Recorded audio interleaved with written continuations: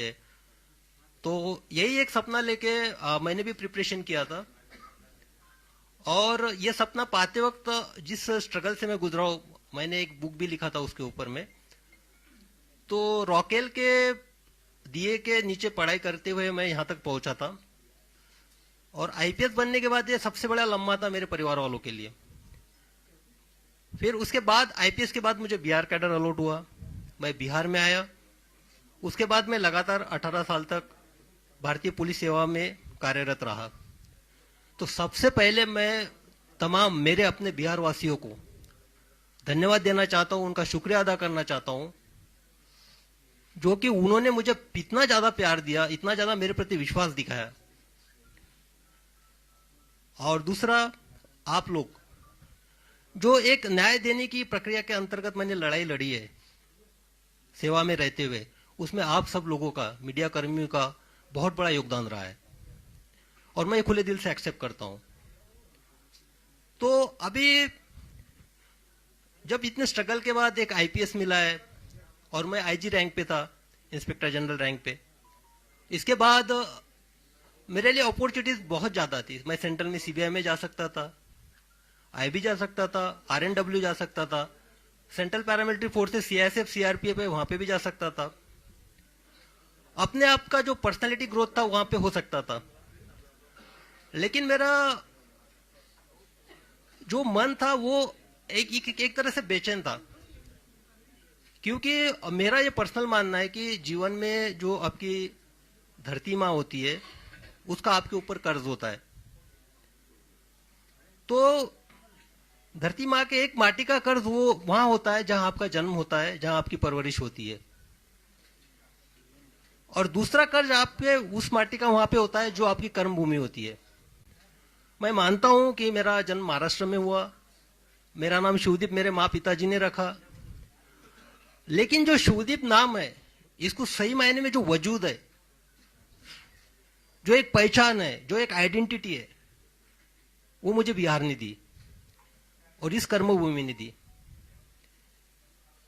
तो जब मैं इस आइडेंटिटी को देखता हूं, मेरे शिवदीप नाम को देखता हूं, जिसने आप लोगों के माध्यम से भी पूरे देश ने जाना, तो मैं अपने आप के लिए, खुद के लिए नहीं जी सकता हूं।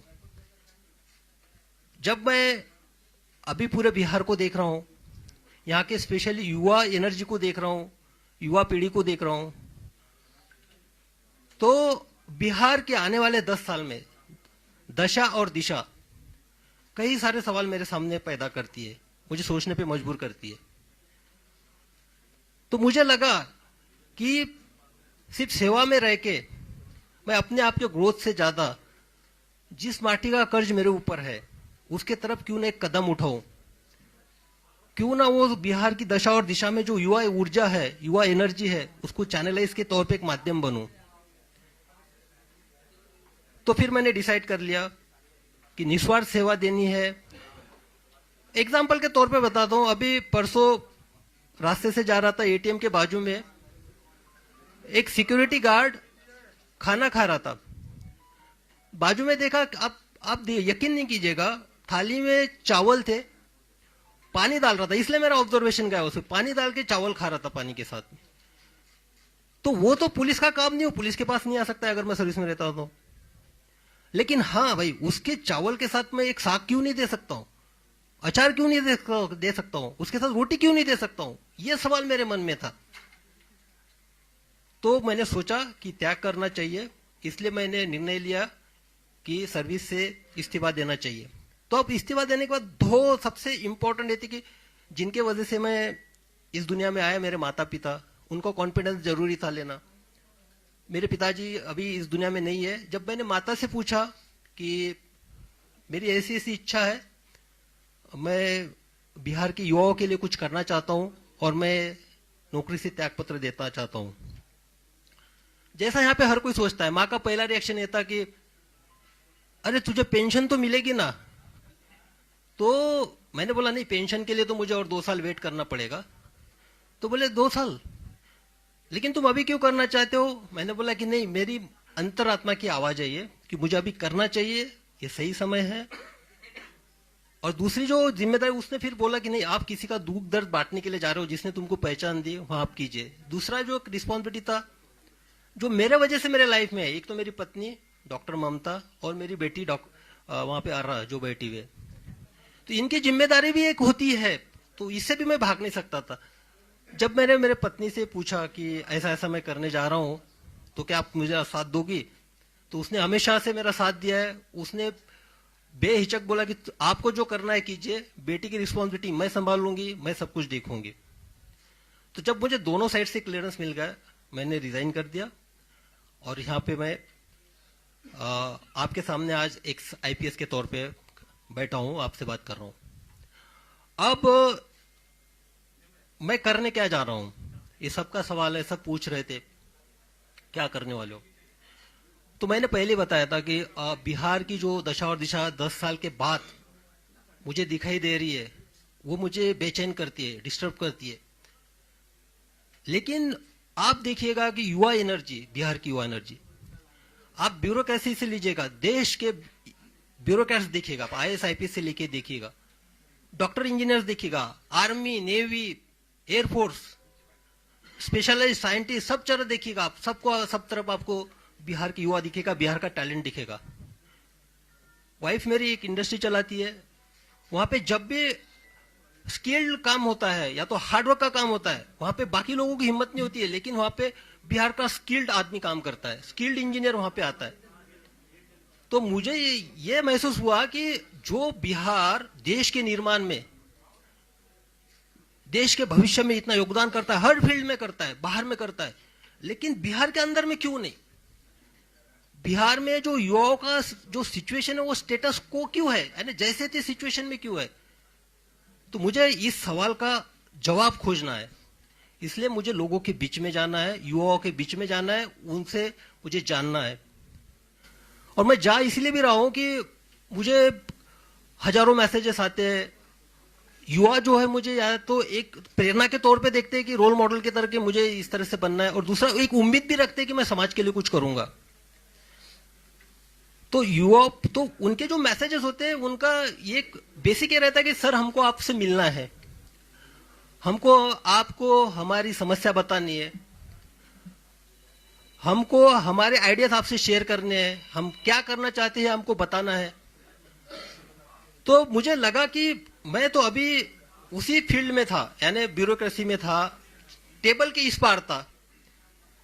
तो टेबल के इस पार अगर बैठ के सुनूंगा तो कोई मतलब नहीं है, तो और उनको बुलाऊं मेरे पास, ये भी कोई मैटर नहीं करता है। तो मैंने डिसाइड किया कि उनके पास जाना चाहिए, जो धरातल से मुझे मैसेजेस आते हैं, जो मेरे साथ कम्युनिकेट करते हैं, जो संदेशा भेजते हैं, उनको मिलना चाहिए, डायरेक्ट मिलके उनसे समझना चाहिए कि क्या हो सकता है, उनकी सोच क्या है, सोच में बदलाव कैसे लाया जा सकता है। तो एक एक उसी तौर पे मैं अभी निकल पड़ा हूं, युवाओं से मैं मिलूंगा। और इसके मेरे जो एक रन फॉर सेल्फ है, एक रन फॉर सेल्फ ये मेरा इंडिविजुअल है, मैं निकल रहा हूं मिलने के लिए। तो इसमें मेरे 3 प्रिंसिपल्स है बेसिकली। पहला तो ये है कि देखो आप फिट है, मैं भी फिट हूं, आप फिट है तो आपका परिवार भी फिट है। और सबसे बेसिक जो है पूरे इसका रन फॉर सेल्फ का फाउंडेशन ये है, मैं किसी को क्रिटिसाइज नहीं कर रहा हूं, ना मुझे किसी सरकार पे बात करनी है, ना मुझे व्यवस्था पे बात करनी है, ना मुझे किसी कमियां गिनानी है, ना मुझे किसी के पॉजिटिव निगेटिव पॉइंट्स गिनाने हैं। मुझे सिर्फ ये बताना है कि भाई आप इंडिविजुअली अपने आप में क्या बदलाव ला सकते हो, और वो शुरुआत अपने आप से करनी है। तो उसी के तौर पे बदलाव आपसे तभी चालू होगा, आप पहले फिट हो गए। फिट होने में इतना मतलब नहीं कि आपको कुछ बॉडी वॉडी बनाना है या ये करना है। फिट मीन्स आप फिजिकली कितने फिट रह सकते हो। मैं भी जो सेवा दे पाया हूं वो फिटनेस के तौर पे दे पाया हूं, एक निरोगी के तौर पे। इसलिए मेरे एक इसका पार्ट ये भी है कि मैं 20 किलोमीटर दौड़ूंगा, जो पूरे बिहार का मेरे सामने एक प्लान है, उसके हिसाब से मैं 20 किलोमीटर एक जगह दौड़ूंगा, बाद में दूसरे डिस्ट्रिक्ट में दौड़ूंगा, हर जिला को मैं टच करूंगा। और उसके साथ दूसरा जो है, आप मेंटली फिट भी होना चाहिए, साइकोलॉजिकली फिटनेस चाहिए। यहाँ पे वो जो स्टेटस को की मैं बात कर रहा हूं, जैसे थे सिचुएशंस की, तो भाई मैंने देखा है, आप लोगों में एनर्जी देखी है। मैं जब पटना से ट्रांसफर हो गया था मेरा, why Patna is crying for this cop, एक आर्टिकल छपा था नेशनल लेवल पे टाइम्स ऑफ इंडिया में, हाहाकार मच गया था, लोग रो रहे थे ट्रांसफर के बाद। और वो लोग कौन थे? वो लड़के थे, स्टूडेंट थे, जो 14 दिन तक 4 या 5 डिग्री सेंटीग्रेड में अपना अनशन पे बैठे थे 9 दिन तक। तो क्या था, उनका मैंने पासपोर्ट बनाया था या किसी को मैंने केस से निकाला था, उनके लिए मैंने क्या किया था? लेकिन वो मेरे लिए सामने आए थे, उन्होंने अपना एक रेजिस्टेंस दिखाया था कि ट्रांसफर के प्रति। उनके जो आंसू है, वो आंसू मेरी जिम्मेदारी और बढ़ाते हैं। देखो, आपका कोई खून का नहीं है, आपका कोई रिश्तेदार नहीं है, आपका कोई सगा सोरा नहीं है, और आपके लिए रो रहा है, तो जिम्मेदारी और आप पे बढ़ती है। और उसके बाद तो मुझे ये जानना है कि जो एक डेडिकेशन है, एक साहस है, जो मुझ में मैं युवाओं में भी देखना चाहता हूं, इसलिए उनको साइकोलॉजिकली भी फिट देखना चाहता हूं। तीसरा सबसे इंपॉर्टेंट जो एस्पेक्ट है मेरा, वो है अवेयरनेस का। मैं युवाओं के बीच में जाऊंगा, युवाओं को मेरी अपील है, देखिए, ये अगर 10 साल हम अपने आप में बदलाव नहीं लाएंगे तो आगे वाली 10 पीढ़ियां हमको माफ नहीं करेंगी। शायद आपको माफ कर देगी, लेकिन मैं जिस इंटेंशन से निकला हूं, मुझे लगता है कि मैं तो पाप कर रहा हूं फिर, अगर मैं कुछ नहीं कर पाया तो। मैं जिस माटी ने मुझे नाम दिया है उसके साथ मैं गद्दारी कर रहा हूं। तो मैं उस इंटेंशन के साथ निकला हूं। तो लोगों से इंटरेक्शन करना है, स्पेशली युवाओं से, जो 10 साल के आगे की जनरेशन को एक नए मुकाम पे जाए, बिहार की दशा दुशा को बदलने की कोशिश करे, और उनसे बात करते हुए उनके आइडियाज आएंगे, उनके प्रॉब्लम सुनने में आएंगे, सर आएंगे, तो मिलके बैठते हैं, मिलके चलते हैं। ये सफर हम सबके साथ का है, युवाओं का और मेरा सफर है ये। मैं आपके साथ में रहूंगा। जब प्रॉब्लम सामने आएंगे तो उसका सोल्यूशन भी हम ही लोगों को खोजना है, हम ही लोगों को साथ लेके आगे बढ़ना है। तो इसी के लिए ये 3 प्रिंसिपल के तौर पे मैं निकला हूं। और मेरे कर्म भूमि की शुरुआत मुंगेर से हुई थी, प्रोबेशन पीरियड भी वहां पे था, और वहीं से मेरा जो बिहार की जनता ने प्यार और मोहब्बत देने की कोई शुरुआत वहीं से हुई थी। तो मेरा जो शुरुआत होगा 4 तारीख को मुंगेर से होगा। मैं कुछ नहीं करने वाला हूं, मैं सिर्फ लोगों से मिलना हूं, उन सुनने जा रहा हूं, बस उनके पल्स देखना चाहता हूं, क्या कहते हैं, क्या है उनकी एक्सपेक्टेशन है, क्या करना चाहिए, क्या होगा कि ये जो दशा और दिशा बदल जाए, क्या होगा कि जो हम भारत निर्माण में, बाहर के सब स्टेट के निर्माण में इतना आगे है, लेकिन यहाँ पे क्यों नहीं है। तो ये एक है। उसके बाद देखिए, मेरे जब भी मैं एसपी था तो आप सबको पता है, सबने कवर भी कर लिया। एक तो क्या, मैं जिस चेयर पे बैठा था, सामने वाला जो कंप्लेनेंट जिस चेयर पे बैठेगा उसी चेयर पे मैं बैठा था। मैंने कभी भी टॉवेल वाली चेयर और ये चेयर पे एसपीशिप में मैं बैठा नहीं हूं, क्योंकि वो समानता होती है। ये जो है सिर्फ एक एडमिनिस्ट्रेटिव, में वहां पे पोस्ट पे था, लेकिन मेरे लिए सबसे इंपॉर्टेंट था जिसकी मैं सेवा दे रहा हूं, उसको भी फील होना चाहिए इक्वेलिटी का। तो मेरे यूनिफॉर्म का एक ही प्रिंसिपल था, यूनिफॉर्मिटी इन एक्शन। मेरे सामने मैं इंसानियत को देखता था सिर्फ। मेरे लिए धर्म, जात, रिलीजन, उसका क्षेत्र, ये मैटर नहीं करता था, और सब लोग जानते ही। और दूसरा था यूनिफॉर्मिटी इन पर्सनैलिटी। मैं सबके लिए अवेलेबल था, जो अंदर था वो बाहर था, जो था मुंह पे था। तो वहां पे देखा, जब मैं मेरे दरवाजा ऑफिस का हमेशा खुला रहता था, कभी उसको डोर नहीं लगता था उसमें। जब ऑफिस से मैं निकलता था तभी डोर लगता था, तो मुझे सामने दिखाई देते थे। जब मैंने सब लोगों को इंटरेक्शन है, सीधा आप आइए, कंप्लेंट बताइए, किसी आपको मीडिएटर की लेने की जरूरत नहीं है, क्योंकि आपको आवाज आनी चाहिए, आपकी आवाज मुझे सुनना है, आपकी आवाज मुझे बनना है, फिर न्याय देने की कोशिश करनी है। तो इसी तरह मुझे लगा कि किसी के थ्रू नहीं बात करते, जो बात करनी है सीधा बात करते हैं। इसलिए एक ऐप डेवलप किया, और मैं बता देना चाहता हूं कि ये जो ऐप डेवलप किया उसका नाम है कनेक्ट विद शिवदीप, और वो बिहार के लड़कों और लड़कियों ने किया है। उन्होंने क्या, बिहार के लड़के और लड़कियों वो सामने आए, जब मैंने उनके सामने एक आइडिया रखा, बोले कि नहीं सर हम डेवलप करते, तो उन्होंने एक कनेक्ट विद शिवदीप नाम का ऐप नहीं किया। उसमें आप डायरेक्ट कनेक्ट मेरे साथ हो सकते हैं, आप आपकी समस्याएं रख सकते हैं, क्योंकि बाकी जो इतने सारे प्लेटफॉर्म हो गए उसमें मैं फोकस नहीं कर पाऊंगा, तो इसमें मुझे एक आइडिया आ जाएगी। तो कनेक्ट विद शिवदीप का जो ऐप का जो है वो भी आज ही लॉन्च, उसका ऑलरेडी हो चुका है, गूगल प्ले स्टोर पे आ चुका है। उस पर भी एक है कि आप मुझसे उससे कनेक्ट हो सकते हैं। तो बस यही है। और एक कंक्लूडिंग रिमार्क मैं यही बोलना चाहता हूं, देखिए मैं सिस्टम की साइड में था, टेबल की साइड में, मैं सब जानता हूं, हर विभाग के बारे में सब जानता हूं मैं, क्या होता है क्या नहीं होता है, किस तरह से होता है, और उसका इलाज भी जानता हूं किस तरह से होना चाहिए, क्या नहीं होना चाहिए और कैसे काम करवाना है करके। अब टेबल को उस टाइप में लोगों के साथ जो यानी स्पेशली युवाओं के साथ जोड़ के देखना चाहता हूं। और भाई मैंने यूनिफॉर्म छोड़ा है, खाकी छोड़ी है मैंने, यानी खाकी मेरे ये निकली है, लेकिन जब मैंने डेडिकेशन और एक इंटीग्रिटी के साथ जो काम किया ना, ये खाकी अब मेरी चमड़ी बन चुकी है। मेरे ऊपर खाकी का यूनिफॉर्म नहीं है, लेकिन अंदर मैं खाकी हूं, मेरे इसमें सब यूनिफॉर्म है। तो बस उसी तौर पे अब निकल पड़ा हूं। अब आप लोगों का हमको सहयोग रहेगा। मैं आपके माध्यम से अपील भी करना चाहूंगा, जो बिहार की दशा और दिशा 10 साल में बड़ा बदलना देखना चाहते, अपने आप में बदलाव लाना चाहते, कृपया वो हमसे जुड़े, हमारे साथ सहकार्य करे।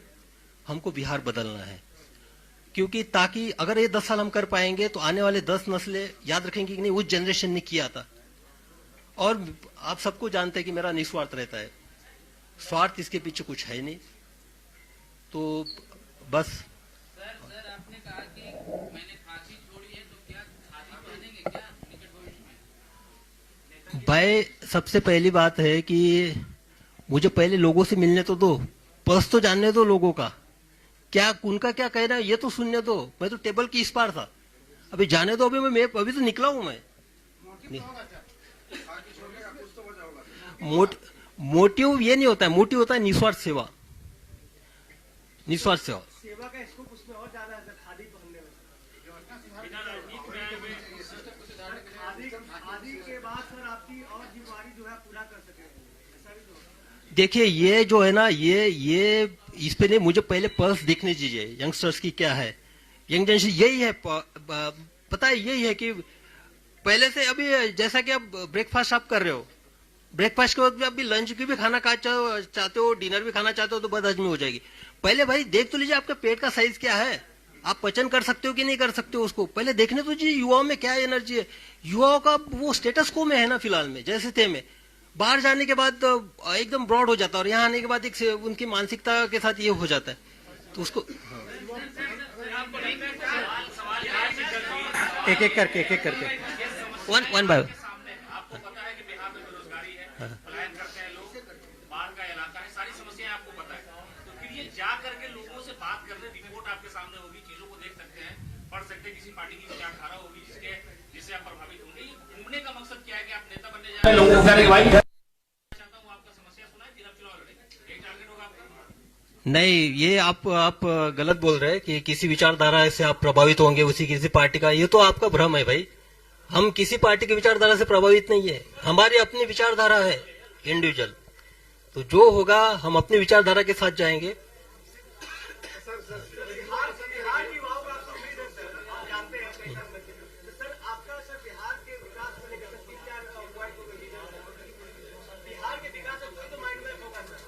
बिहार के विकास का अभी पहले मुझे मिलने तो दो लोगों से, तो अब इसीलिए तो मैं निकल पड़ा हूँ। मेरे माइंड में क्लियर है, एक साइड तो मैं जानता हूँ, टेबल की इस साइड में जानता हूँ, वो मुझे पता है। आप हेल्थ सेक्टर लीजिए, एजुकेशन सेक्टर लीजिए, उसके बारे में मुझे पता है कुछ भी।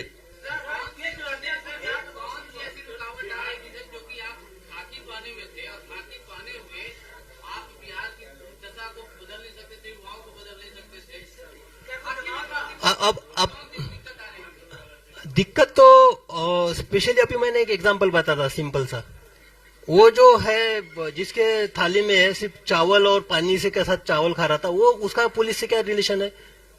वो पुलिस के पास आएगा, उसका पेट भरना है ना मुझे सबसे पहले। हाँ, लिमिटेशंस तो नहीं बोल सकते। हाँ,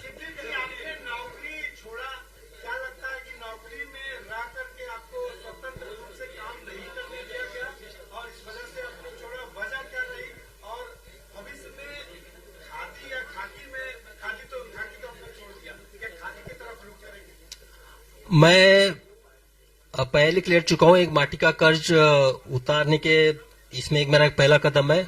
और मैंने खाकी छोड़ी है, मेरी चमड़ी खाकी की है, मैं खाकी रहूंगा, मेरा जो फंक्शनिंग होगा वो खाकी का ही होगा, एक्शन भी मेरा खाकी का ही होगा। ये जरूरी नहीं, मेरे कर्तव्य जो है खाकी में जो मुझे कर्तव्य सिखाए वही मेरे कर्तव्य होंगे। सर लेकिन आपकी बात तो सही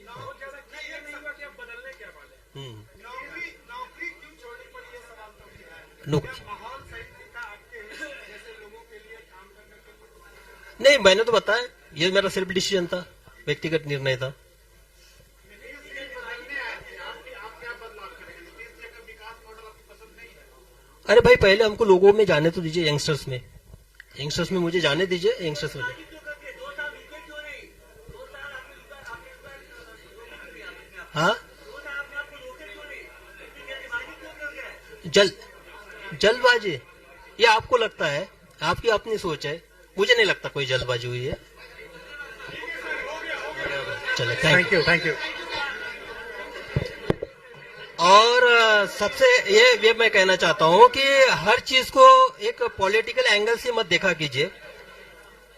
और ये तो मैं क्लियर कट अभी बता देना चाहता हूं कि जो भी बाहर रूमर्स चल रहे हैं, मैं किसी के साथ जुड़ने वाला नहीं हूं। ठीक है, थैंक यू।